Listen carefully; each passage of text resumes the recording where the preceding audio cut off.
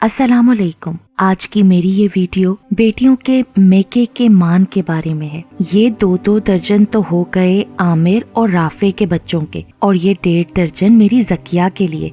बाजार से मंगवाई देसी अंडों की पेटी अपने आगे रखे माँ फखरुन्निसा उसमें से अंडे गिन गिन कर डब्बों में डालती जा रही थी कि ज़किया का नाम लेते ही पास खड़ी उनकी दोनों बहुओं के चेहरों पर एक साथ नागवारी के तासुरात उभरे। लें भला, अब अंडे भी कोई बांटने वाली चीज है भाभी? छोटी नुदरत ने तंजिया अंदाज में हंसते हुए कहा, जबकि बड़ी वाली अलग ही बैठी थी। गुस्से में बोली चली गई, तो और क्या, ज़किया आपा को तो लेना खूब आता है। मियाँ की अच्छी खासी कमाई होने के बावजूद भी उनकी नजरें मेके की चीजों पर हैं। माना के भाइयों का कारोबार खूब चलता है, रुपए पैसे की कमी नहीं, पर इसका ये मतलब थोड़ी है कि वो हर चीज अपना हक समझकर वसूल करती जाए। किचन में सब्जी काटने के साथ साथ ये देवरानी और जिठानी सरगोशियों में अपने दिल का गुबार निकालने में थीं कि सास को किचन की तरफ आते देखकर खामोश हो गईं।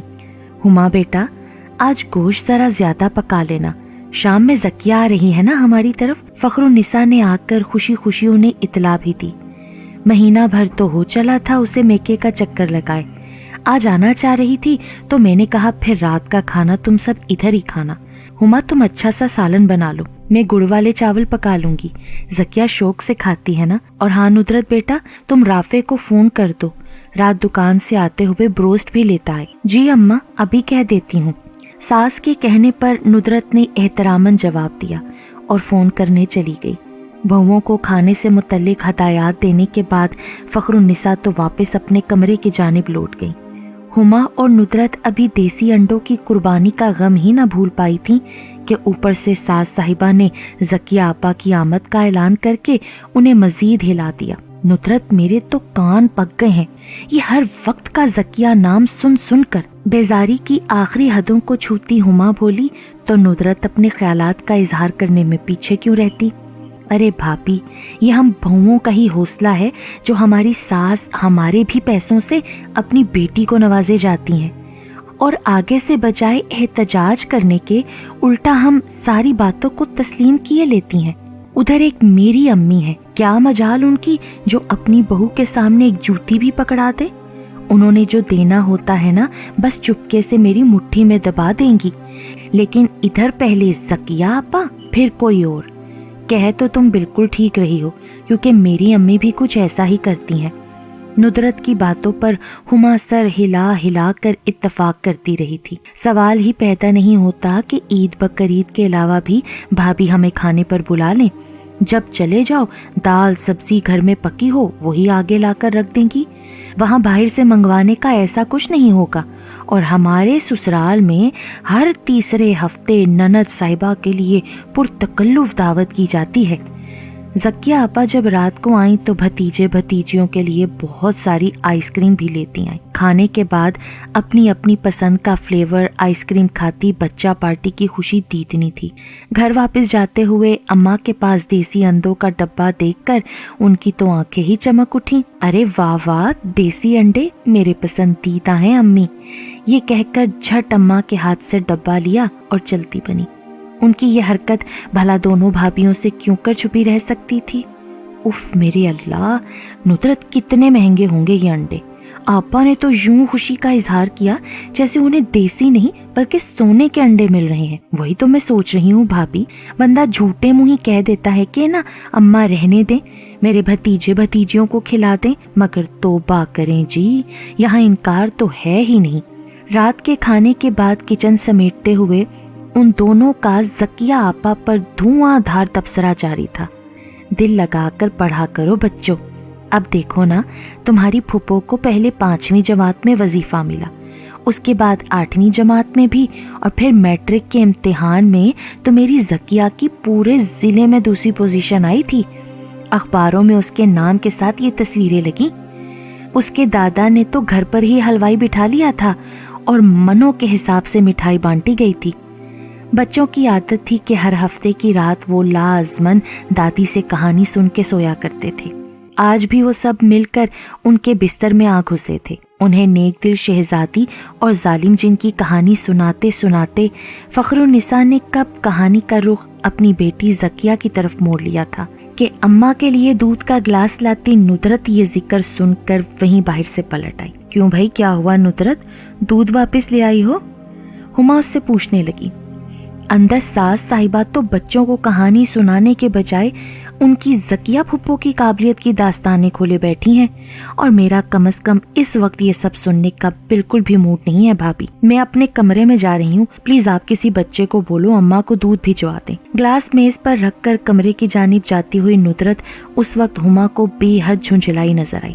یہ اماں بھی بیٹی کی تعریف بگاڑنے کا کوئی موقع ہاتھ سے جانے نہیں دیتی۔ جب دیکھو ایک ہی بات، یہ سوچے بغیر کہ اگلا بندہ چڑ بھی سکتا ہے۔ ندرت کے لیے دل میں ہمدردی کے جذبات لیے ہما منہ میں بڑبڑانے لگی۔ دادی، کیا ہماری پھپھو پڑھائی میں بہت لائق تھیں؟ اندر ندرت کی ہی بیٹی فریال دادی سے پوچھ رہی تھی۔ تو ہاں نا، تمہاری پھپھو پڑھائی میں بڑی ہی اچھی تھی، پورے خاندان میں سب سے زیادہ ذہین وہی تو تھی۔ پھر تو دادی میں بھی زکیہ پھپھو کی طرح خوب سارا پڑھ کے بورڈ میں پوزیشن لوں گی۔ ننھی فریال کے بہت بڑے ارادے پر تو دادی کو بے تحاشا پیار آ گیا اور اسے چوم کر بولی، شاباش میری بچی، اپنے ماں باپ کے لیے باعث فخر بنو، اور کوئی بھی ایسا غلط کام جس سے انہیں ندامت اٹھانا پڑے اس سے کوسوں دور رہنا۔ فخرالنساء کے ایک بھائی محکمہ فشریز میں آفیسر تھے۔ اس بار سردیوں میں انہوں نے بہن کو ڈھیر ساری مچھلی بھجوائی۔ دونوں بہوؤں کے ساتھ مل کر مچھلی صاف کرنے کے دوران حسب عادت اس میں سے بیٹی کا حصہ نکالنا نہ بھولی تھی۔ یہ 5 دانے زکیہ کے ہیں، لو بھائی لڑکیوں، اب ساری مچھلی دھو کے چھنی میں رکھو، میں اتنی دیر میں اسے مسالہ لگاتی ہوں، پہلے زکیہ کو بھی پکڑاؤں۔ باہر جاتی ہوئی فخرالنساء نہ جانے کیا سوچ کر رکی اور پھر گویا ہوئی۔ اپنے گھر میں بے شک اچھے سے اچھا کھاتی پکاتی ہے زکیہ، کیا کروں بیٹا، ماں ہوں نا، اسے دیے بنا رہ نہیں پاتی۔ سچ کہوں تو وہ اس گھر اور سب بڑے بچوں کے لیے اتنی دعائیں کرتی ہے، مجھے تو لگتا ہے کہ یہ اسی کی دعائیں ہیں جو اللہ نے ہمیں رزق سے مال کی فراوانی عطا کر رکھی ہے۔ دونوں بہوئیں فرما برداری سے ساس کی باتیں سن رہی تھیں۔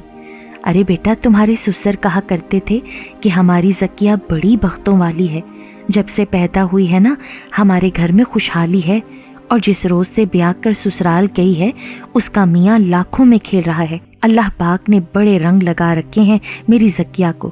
مچھلی کا لفافہ اٹھائے پھر اماں تو باہر نکل گئی۔ ساس کے جاتے ہی ہما کی آواز بلند ہوئی، ارے جانے کہاں کہاں سے اپنی منطق ڈھونڈ لاتی ہیں، یہاں ان کے حساب سے تو رافع اور عامر کا کاروبار چلانے اور بڑھانے میں بھائی ہم بہوؤں کا تو کوئی کمال نہیں، ہمارے نصیب کا کچھ ذکر نہیں، جو ہے زکیہ آپا کی دعا سے ہی ہے جن سے ہمارا گھر چلتا ہے۔ جب تک اماں کی زندگی ہے نا کر لے عیاشیاں زکیہ آپا، بعد میں ہم نے کون سا پوچھنا ہے انہیں، کیوں اپنے بچوں کا کچھ نہیں سوچنا کیا؟ ساری زندگی آپا کا گھر ہی تو نہیں بھرنا نا۔ ہما کے بعد ندرت نے بھی دل کی بھڑاس نکالنے میں دیر نہ کی۔ جب بیچاری ماں فخرالنساء کا انتقال ہو گیا تو ایک بیٹی کی حیثیت سے زکیہ آپا نے بھی اپنی ماں کے جانے کا بڑا صدمہ لیا۔ ان کے چہلم تک باقاعدگی سے آ کر وہ ان کے کمرے میں ہی بیٹھ کر قرآن پاک پڑھا کرتی۔ اس کے بعد تو انہوں نے آنا بالکل کم کر دیا۔ کچھ بھابھیوں کے سرد رویے انہیں میکے کی دہلیز کم ہی پار کرنے دیتے۔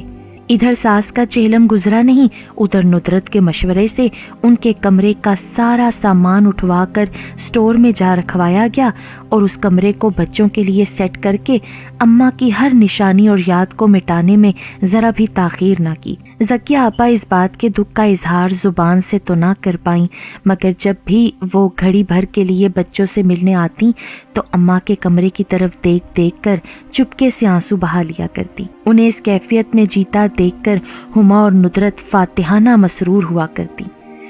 عامر اور رافع نے بہن کے ساتھ روا رکھے گئے سلوک پر روکنا چاہا، پر اپنی بیویوں کے سامنے بے بس نظر آئے۔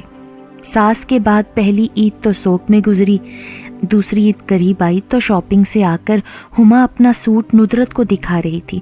لیکن ہما کہنے لگی کہ پہلے تو عامر پیسے ہی نہیں دے رہے تھے، پھر نہ جانے دل میں کیا آیا، مجھے پیسے دیے کہ اپنے اور زکیہ آپا کے لیے سوٹ لے لینا۔ اپنے بچوں کے کپڑے کے لیے تو میں نے 2 ماہ پہلے جو کمیٹی نکلی تھی وہ سنبھال کے رکھی ہوئی تھی، اس میں سے خرید کر لائی ہوں۔ اور یہ رہا آپا کا سوٹ، کپڑے کی عام دکان سے خریدا گیا معمولی سے پرنٹ اور رنگ والا سستا سا سوٹ نکال کر وہ ندرت کو دکھانے لگی۔ ارے کون سا سستا ہے بھابھی، پورے 1200 روپے میں آیا ہے، کوئی آپا ہمارے جوڑوں پر تو نہیں بیٹھی ہوئی نا، میں نے تو بس عامر کے کہنے پر فرض پورا کرنا تھا سو کر دیا، حالات اچھے ہوں گے نا جب دیکھا جائے گا، ابھی تو ان کے دونوں بچوں کو عیدی بھی رہتی ہے نا۔ بھابھی بہترین سوٹ ہے، بالکل ٹھیک کیا آپ نے، میرے شوہر تو خود کاروبار نہ چلنے کی وجہ سے پریشان ہے، ان کے بچوں کو بس 200 روپے عیدی دے دوں گی اگر وہ عید پر ملنے آئے تو۔ گئے ہاتھوں ندرت نے اپنے ارادے سے باخبر کر دیا۔ عید کے روز سپہر میں جب زکیہ آپا ملنے آئی تو دونوں بھابھیوں کے منہ اس وقت یہ دیکھ کر کھلے کے کھلے ہی رہ گئے، کیونکہ انہوں نے ہما کا دیا وہی سستا سا سوٹ سلوا کر پہن رکھا تھا۔ کہنے لگیں، میرے شوہر حسن نے تو عید کے 3 دن کے لیے میرے پسندیدہ ڈیزائنرز کے کڑھائی والے سوٹ دلوائے ہیں، لیکن بھابھی میں نے کہا جو کچھ بھی ہو آج میں عید کے دن اپنے میکے سے آیا ہوا جوڑا ہی پہنوں گی، حسن آپ والے عید کے اگلے دن پہن لوں گی۔ وہ بول رہی تھیں اور شرمندگی اور ندامت کے گڑھوں میں گرتی ہما اور ندرت، جنہیں کہیں منہ چھپانے کو جگہ نہ مل رہی تھی۔ زکیہ آپا خالی ہاتھ نہیں آئی تھی، کیک، مٹھائی، بچوں کے لیے کھلونے، عیدی اور اس کے ساتھ ساتھ اپنے بھائیوں اور دونوں بھابھیوں کے لیے اپنے جیسے حسین شاندار ڈیزائنر کڑھائی والے سوٹ لائی تھی۔ ارے آپا اتنا سب کچھ کس لیے، ہم نے آپ کو دینا ہے، لینا تو ہرگز نہیں۔ دونوں بھائیوں نے انہیں منع کرنا چاہا تو وہ مصنوعی ناراضی سے بولی، ارے میں تم دونوں سے بڑی ہوں اور بڑوں کو انکار نہیں کرتے، جب تک میرے اماں ابا زندہ رہے نا تو میں بھی میکے کے مان میں چھوٹی ہی بنی رہی، اماں جو کچھ دیا کرتی میں خوشی سے پکڑ لیا کرتی، مگر اب تو نہیں۔ اپنی ماں کو یاد کر کے آپا کی آنکھوں کے کونے بھیگ گئے۔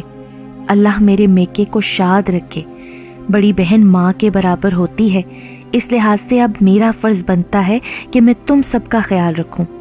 اس دوران ہما اور ندرت کی حالت کاٹو تو لہو نہیں کے مصادق تھی۔ زکیہ آپا کی اعلیٰ ظرفی کے آگے ان دونوں کی پست ذہنیت کا بت پاش پاش ہو گیا۔ آپا سچ میں بڑے بختوں والی تھیں، ہوس اور حسرت سے مبرا، شفقت سے بھرپور، جنہیں نہ تو کل کوئی لالچ تھا اور نہ ہی آج، ایک صرف عزیز تھا تو اپنے میکے کا مان، جس کی سلامتی کے لیے وہ بے لوز دعا گو رہا کرتی تھی، اور اس بات کو انہوں نے اپنے کردار اور عمل سے ثابت کر دکھایا۔ اماں کے مرنے کے بعد زکیہ آپا سے روا رکھے جانے والا سلوک، ان کے کمرے کا سامان سٹور میں رکھوا کر آپا کو دی گئی اذیت پر اپنا فتح کا جشن منانا، عامر اور رافع کا مسلسل گرتا ہوا کاروبار اور گھریلو حالات میں مندی، یہ سب ہما اور ندرت کے لیے ایک ایک کر کے آئینے کی طرح صاف اور شفاف تھا، جس میں انہیں اپنا کردار داغدار نظر آ رہا تھا۔ عید نام ہے اپنوں کے لیے دلوں میں جمی کدورت اور رنجش کی سیاہی کو مٹا کر سچے پرخلوص جذبوں کے ساتھ ان سے ملنے کا۔ غلطیوں کی اصلاح اور تلافی کے لیے شاید عید کے دن سے زیادہ بہتر موقع اور کوئی نہ تھا۔ اس کا دیر سے ہی صحیح، مگر انہیں احساس تو ہو گیا تھا، جب ہی دونوں بھابیاں آنکھوں میں آنسو اور دل میں احساس شرمندگی لیے ایک دوسرے کو دیکھنے کے بعد ایک ساتھ اٹھ کر زکیہ آپا کے گلے جا لگی۔